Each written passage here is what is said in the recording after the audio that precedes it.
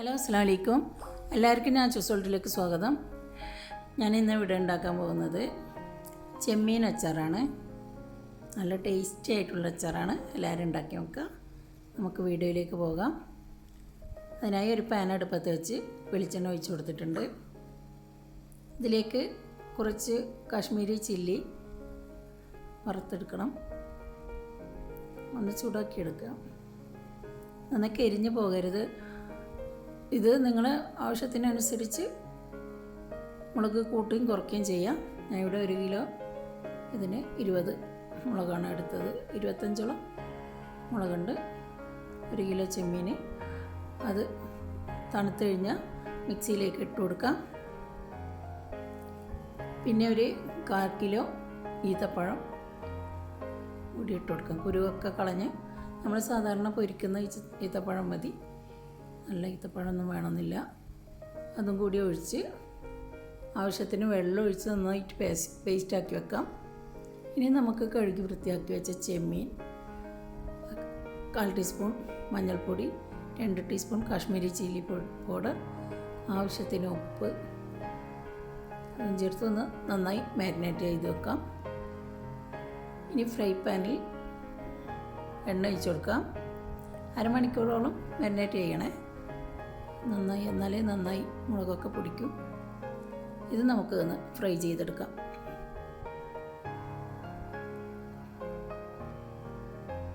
കൂടുതൽ ഫ്രൈ ആവണ്ട, അപ്പോൾ ഹാർഡായി പോവും. ഇനി നമുക്ക് കുറച്ച് മുളക്, ഇഞ്ചി, പച്ചമുളകും ഇഞ്ചിയും വെളുത്തുള്ളിയും പേസ്റ്റാക്കി എടുക്കാം. ഇനി ഈ പൊരിച്ചെടുത്ത ഫ്രൈ പാനിലേക്ക് തന്നെ കുറച്ചുകൂടി വെളിച്ചെണ്ണ ഒഴിച്ച് കൊടുക്കാം. ഇനി അരച്ച് വെച്ച പച്ചമുളക്, ഇഞ്ചി, വെളുത്തുള്ളി പേസ്റ്റ് ചേർത്ത് കൊടുക്കാം.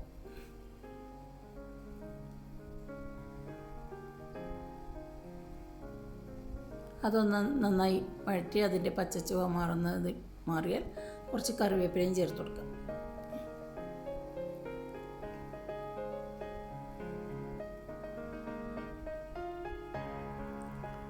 ഇതിലേക്ക് നമ്മൾ അരച്ച് വെച്ച ഈത്തപ്പഴം, മുളകിൻ്റെ പേസ്റ്റ് ചേർത്ത് കൊടുക്കാം.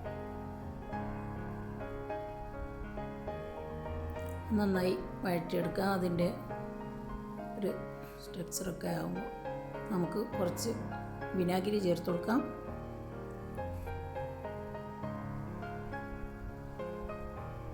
വിനാഗിരി നമുക്ക് ആവശ്യത്തിനനുസരിച്ച് ചേർത്ത് കൊടുക്കാം കേട്ടോ. ഇനി ഉപ്പ് കുറച്ചുകൂടി ഇട്ട് കൊടുക്കാനുണ്ട്.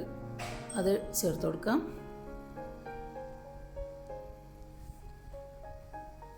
ഇതിലേക്ക് ഞാൻ 3 ക്യാരറ്റ് ചെറുതായി നുറുക്കി വെച്ചിട്ടുണ്ട്. അത് ചേർത്ത് കൊടുക്കാം. ആവശ്യത്തിന് ഉപ്പും ചേർത്ത് കൊടുക്കാം. ഇത് നന്നായി മിക്സ് ചെയ്തെടുക്കാം. ഇതിലേക്ക് ഫ്രൈ ചെയ്ത് വെച്ച ചെമ്മീൻ ചേർത്ത് കൊടുക്കാം.